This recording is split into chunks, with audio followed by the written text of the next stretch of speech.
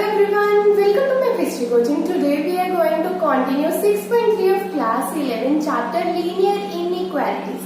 First 10 questions I hope सभी को clear है, आपने वो वीडियो देखी है. अगर आपने वो वीडियो नहीं देखी तो आपको उसका लिंक डिस्क्रिप्शन में मिल जाएगा. वो वीडियो देखिए जिससे आपको ये लेक्चर क्लियर होगा. ओके, तो क्वेश्चन नंबर 11 से कंटिन्यू करें. उससे पहले हमने क्या किया था ये देखते हैं.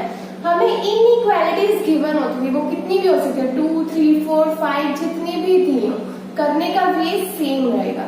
हमें यहाँ पे क्वेश्चन नंबर 11 में 3 इनइक्वालिटीज गिवन है. सबसे पहले हमने इन इनइक्वालिटीज को सॉल्व करने के लिए, इनका सोल्यूशन फाइंड करने के लिए हमें इसको क्या लेके चलते हैं, इक्वालिटीज लेके चलते हैं. फिर हम वही काम करते हैं जो क्लास 10 में किया था. चलो, यहाँ पे हमने x एंड y के कॉरस्पॉन्डिंग वैल्यूज फाइंड करनी है, फिर ग्राफ प्लॉट करना है, फिर उसकी क्या करनी है, शेडिंग करनी है. तो यहाँ पे देखते हैं, अगर मैं x की वैल्यू 0 लेती हूँ तो मेरे पास यहाँ पे क्या बनेगा. अगर x 0 लेती हूँ तो यहाँ पे पुट करने के बाद क्या बनेगा, y 4. फिर अगर मैं y 0 ले लेती हूँ तो मेरे पास x क्या बनेगा, y 0 लेने के बाद x की वैल्यू 2 आएगी मेरे पास. ठीक है, फिर से x एंड y की यहाँ पे x and y he variables है तो मैं यहाँ पे x एंड y लिख रही हूँ. अगर कोई और वेरिएबल होंगे तो मैं वो लिख दूंगी. ठीक है, अगर x की वैल्यू 0 लेती हूँ तो मेरे पास y क्या बन रहा है, 3. फिर अगर मैं y की वैल्यू 0 लूंगी तो x क्या बनेगा, 3. पुट करके चेक कर लो आप. फिर से x एंड y वेरिएबल्स है मेरे पास. अगर मैं x की वैल्यू 0 ले रही हूँ, यहाँ पे अगर मैं 0 पुट करती हूँ तो मेरे पास y देखो क्या बच रहा है, -2. फिर अगर मैं y की वैल्यू 0 पुट करती हूँ तो x मेरे पास क्या बचे है, 3. x equals to 3. तो अब मेरे पास ये पॉइंट्स आ गए इन वैल्यूज के, इन लाइंस के कॉरस्पॉन्डिंग. ये मेरे पास लाइंस है. अब जब मैंने इक्वालिटीज में लिख लिया, ये मेरे पास इक्वेशंस आ गई. तो चलिए ग्राफ प्लॉट करते हैं. x axis, y axis, x dash, y dash. Okay, तो यहाँ पे देखो 0,4 मैक्सिमम 4 तक ही जा रहा है.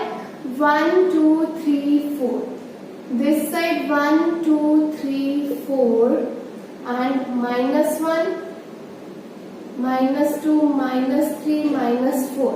ओके, तो 0,4 यहाँ से मेरे पास पॉइंट्स क्या बन रहे हैं, 0,4 एंड 2,0. x वाला पहले लिखते हैं, फिर लिखते हैं y कोऑर्डिनेट. 0,4 कहाँ पे बनेगा, x एक्सिस पे 0 मूव करना है, y पे कितना करना है, 4, मतलब यहाँ पे पहुंचेंगे. फिर x एक्सिस पे 2 मूव करना है, y एक्सिस की साइड पे कितना करना है, 0, तो मतलब यही पॉइंट मिलेगा. तो मेरे पास ये लाइन इसके कॉरस्पॉन्डिंग आ जाएगी. ये लाइन है कौन सी, 2x plus y equals to 4. Next देखते हैं, यहाँ से मेरे पास 0,3 पॉइंट है. x एक्सिस की तरफ 0 मूव करेंगे, y की तरफ 3, तो ये आएगा. नेक्स्ट है 3,0, तो मेरे पास ये बनेगा, x की तरफ 3 मूव किया, y की तरफ 0. ये लाइन थी मेरी x plus Y equals to 3. Next है मेरे पास 0,-2, x की तरफ 0 मूव करना है, मतलब यहीं पे रहेगी मैं, एंड y की तरफ -2.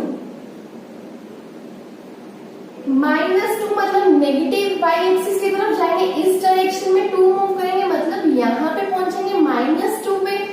तो मेरे पास कौन सा ये पॉइंट आ गया. नेक्स्ट है 3,0, x एक्सिस की तरफ 3 एंड y एक्सिस की तरफ 0 मूव करेंगे, तो ये पॉइंट आएगा. आई होप सभी को ग्राफ्स बनाने आते हैं. तो मेरे पास ये आ गया, और ये मेरी लाइन थी 2x - 3y equals to 6. Okay, तो अब मेरा काम क्या होता है, शेडिंग चेक करना कि मैं किस साइड शेड करूंगी. उसके लिए मैं क्या करके चलती हूँ, सबसे पहले जो मेरे को इनइक्वालिटी गिवन है वही कंसीडर करके चलती हूँ. Consider 2x plus y greater than equals to 4, और कोई भी रैंडमली एक पॉइंट चूज कर लो. लेट्स से मैंने 0,0 कर लिया. वो पॉइंट जो आप चूज करोगे, एक्सेप्ट लाइन करोगे, जो मैंने 2x plus y greater than equals to 4 ये लाइन ली है, इस लाइन के एक्सेप्ट आप कोई भी पॉइंट ले सकते हो ग्राफ में. तो आप ये जब 0,0 ले रहे हो, इसका मतलब है x0 y0, इसमें पुट करते हैं 2 × 0 + 0 greater than equals to 4, 0 greater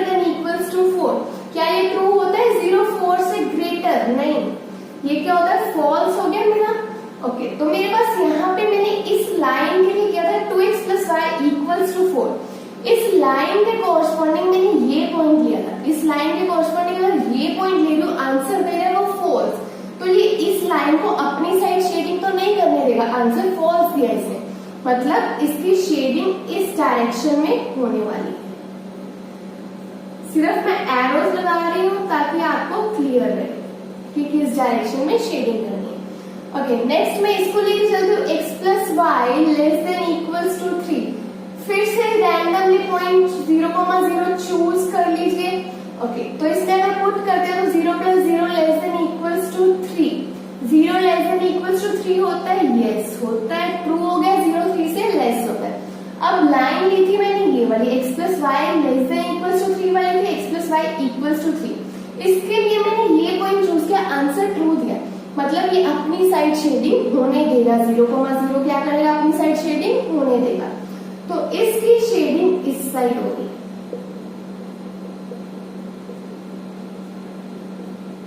अब आप यहां से एक चीज देखो, अब अगर इन दोनों लाइंस की शेडिंग का सोल्यूशन, इन दोनों लाइंस का सोल्यूशन फाइंड करना होगा, तो मेरे पास कॉमन पार्ट ये वाला सारा बन रहा था ना, बट अगर थर्ड इनइक्वालिटी भी गिवन है तो उसका भी कॉमन रीजन चेक करेंगे। उसके लिए ले रही हूँ 2x minus 3y less than equals to 6। आप लिखोगे consider this and choose 0,0। By choosing this मेरे पास क्या बनेगा, इसमें अगर मैं पुट करूंगी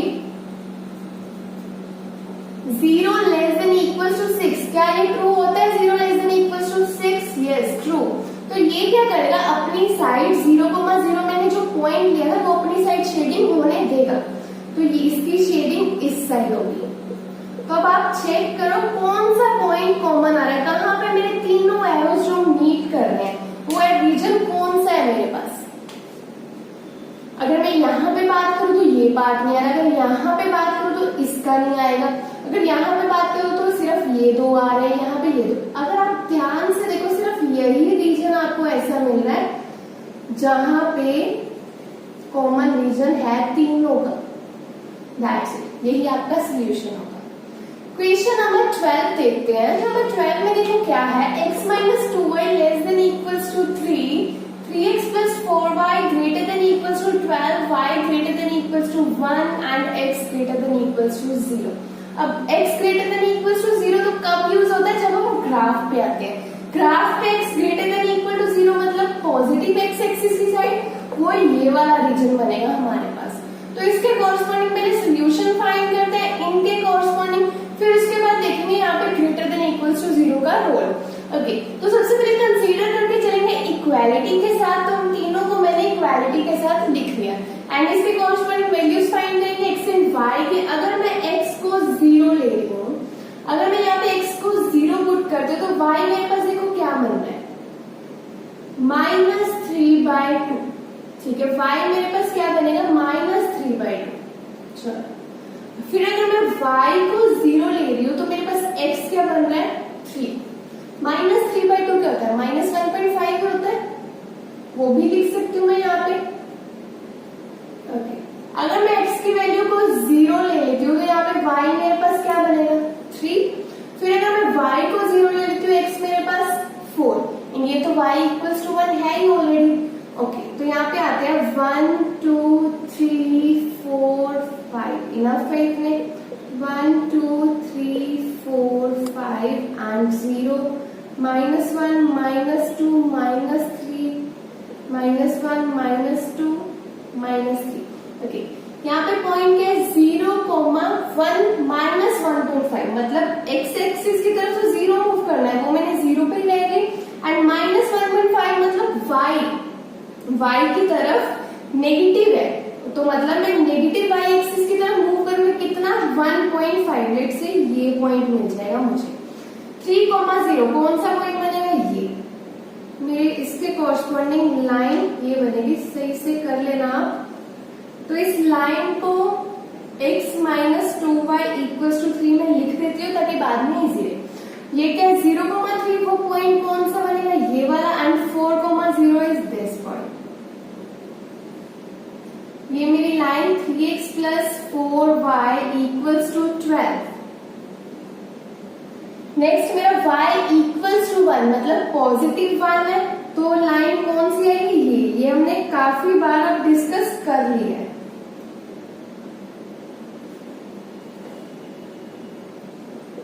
y इक्वल्स टू 1। ओके, तो यहाँ पे आप देखो हमारा अगला काम है शेडिंग। शेडिंग के लिए क्या करते हैं, कंसीडर करके चलते हैं जो इनइक्वालिटी गिवन है उसमें रैंडमली कोई भी पॉइंट चूज करते हैं। 0,0 लेट से मैंने कर लिया। अब अगर मैं इसमें पुट करती हूँ तो 0 minus 2 into 0 less than equals to 3, 0 less than equals to 3, क्या ये ट्रू होता है, yes which is true. Similarly यहाँ पे भी चूज कर लेते हैं, फिर देखते हैं 0,0 तो मेरे पास क्या आ जाएगा, 0 greater than equals to 12, that is false. Okay, तो हमने जब ये लाइन ली, ठीक है, तो इसके लिए इस लाइन के लिए x minus 2y equals to 3 के लिए मैंने 0,0 पॉइंट चूज किया जिसने आंसर ट्रू दिया।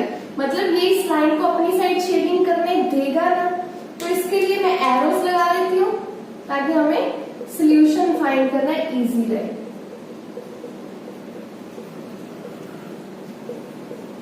ओके, नेक्स्ट हमारे पास क्या है, यहाँ पे 3x plus 4y equals to 12 के लिए मैंने जब 0,0 लिया उसने आंसर फॉल्स दे दिया।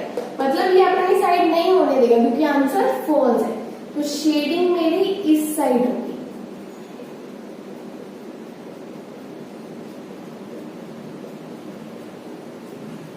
नेक्स्ट क्या है, y इक्वल्स टू 1, मतलब गिवन क्या है, y greater than equals to 1 है। सिमिलरली अगर इसके लिए मैं चूज कर लेती हूँ 0,0 तो मेरे पास क्या बनेगा, 0 ग्रेटर देन इक्वल्स टू 1, क्या ये ट्रू होता है, नहीं, ये भी क्या होता है, फॉल्स होता है। मतलब ये इस लाइन के लिए ये फॉल्स आंसर दे रहा है, तो ये भी क्या बोलेगा, शेडिंग दूसरी साइड करने को। दूसरी साइड जब वो शेडिंग करेगा इस साइड करेगा, तो अब आप देखो कहाँ पे कॉमन रीजन बन रहा है, यहाँ पे नहीं बन, यहाँ पे और क्या गिवन है, x greater than equals to 0। मतलब इतना कंफर्म है कि इस साइड ये आंसर आएगा हमारा। तो इस साइड आंसर में कॉमन रीजन कौन सा बन रहा है, अब चेक करो।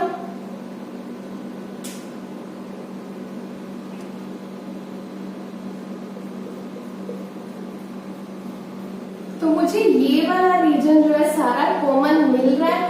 अब ध्यान में क्या रखोगे, आप ये वाला पॉइंट यहाँ पे नहीं लोगे। अगर आपने ये वाला ले लिया तो इसमें कॉमन रीजन इसका नहीं आ रहा, आप ये ध्यान रखना, शेडिंग कर देना। उसके बाद अगर मैं बात करूं इस लाइन की x minus 2y less than equals to 3, इसकी शेडिंग इस साइड हो गई, तो इसके लिए हमें सोल्यूशन क्या मिल रहा है, इसके अबव जो भी है वो इसका सोल्यूशन है, इंक्लूडिंग दिस लाइन, क्योंकि वहां पे इक्वल का साइन दिया। सिमिलरली अगर मैं इसकी बात करूं 3x plus 4y equals to 12, तो इसका सोल्यूशन मुझे क्या मिल रहा है, ये इसके दिस साइड सारा region and including this line. Similarly अगर मैं इसकी बात करूं y greater than equals to 1 above this line and including this line, ये मुझे इन लाइंस के अकॉर्डिंग आंसर मिल रहा है। इनका टोटल सोल्यूशन जो कॉमन रीजन बन रहा है वो ये वाला पार्ट बन रहा है, दैट्स इट। नेक्स्ट क्वेश्चन देखते हैं।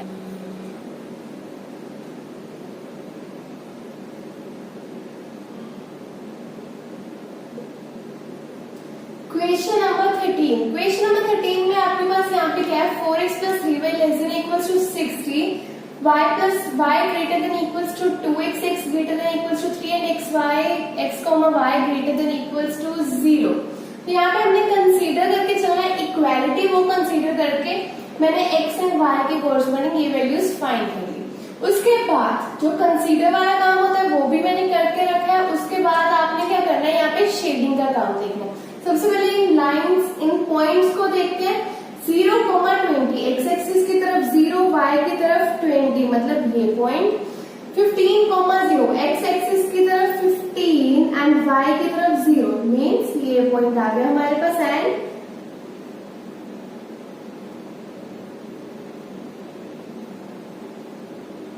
ये लाइन मिल गई आपको। ये कौन सी लाइन है, 4x plus 3y equals to 60 वाली लाइन, ठीक है।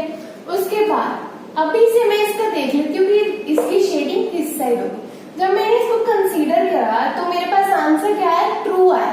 0,0 पॉइंट ने आंसर ट्रू दिया, मतलब ये अपनी साइड शेडिंग करना अलाउ करेगा इसको। तो शेडिंग इस साइड होगी।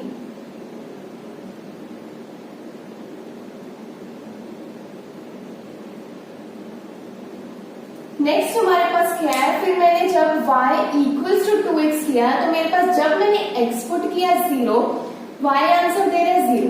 जब मैंने y 0 पुट किया तो x भी क्या आ रहा है 0। तो मतलब यहाँ पे अगर मैं चाहे मैं यहाँ पे 0 पुट कर रही हूँ तो आंसर 0 ही आ रहा है। तो मेरी ये कैसी लाइन होगी, ये मेरी 0,0 पॉइंट क्या होगा, ये होगा। सिंपली ऐसे समझो 0,0,0 ये होगा। नेक्स्ट 0,0 भी यही होगा। मतलब मेरी लाइन कौन सी आ जाएगी, ओरिजिन से पास करते एक लाइन मिल जाएगी मुझे। मतलब ऐसी लाइन कौन सी होती है, ओरिजिन से जो पास करती है y equals to 2x times. आप यहाँ पे कुछ भी पुट करके चेक कर सकते हो, आपकी लाइन यही बनेगी। उसके बाद इसकी अगर शेडिंग की बात करूं साथ में y greater than equals to 2x के लिए मैंने इस लाइन पे छोड़ के कोई भी पॉइंट कंसीडर किया। मैंने ये 0,0 पॉइंट कंसीडर नहीं किया क्योंकि वो इस लाइन पे आ रहा था। मैंने ये ले लिया 1,0 टाइप्स कोई पॉइंट ले लिया, उसने मेरा आंसर क्या दिया 1,0। मैंने y को क्या पुट करना है 0 एंड x को 1, ठीक है। तो मेरे पास आंसर क्या आ रहा है यहाँ पे फॉल्स। जब आंसर फॉल्स आ रहा है तो ये अपनी साइड शेडिंग नहीं होने देगा, ये पॉइंट अपनी साइड शेडिंग अलाउ नहीं करेगा। तो ये शेडिंग किस साइड होगी, ऑपोजिट साइड, ये साइड पे।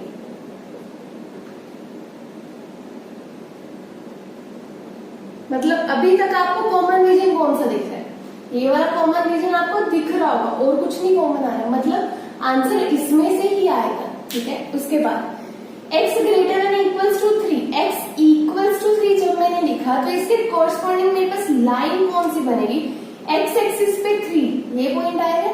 तो लाइन कौन सी आएगी मेरे पास, ये वाली लाइन। और ये अलाउड क्या करेगा, किस साइड शेडिंग अलाउड करेगा वो यहां से आप चेक करो। जब मैंने 0,0 पॉइंट चूज किया तो उसने आंसर क्या दिया मेरे को फॉल्स। तो मतलब ये पॉइंट ने आंसर फॉल्स दिया तो शेडिंग ऑपोजिट साइड करनी पड़ेगी, ठीक है। तो अगर ऑपोजिट साइड शेडिंग कर रही हो तो मैं इस साइड कर रही हूँ।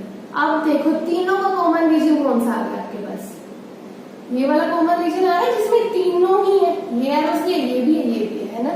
और तो कोई ऐसा रीजन नहीं मिला आपको। आगे भी देख लो x and y greater than equals to 0। यहाँ पे x and y greater than equal to 0 होते हैं ना, फर्स्ट क्वाड्रेंट में दोनों ही पॉजिटिव होते हैं। प्रीवियस वीडियो में हमने जो डिस्कस किया था उससे। तो मतलब मेरा जो शेडिंग वाला पार्ट है, जो सोल्यूशन है वो ये आ रहा है।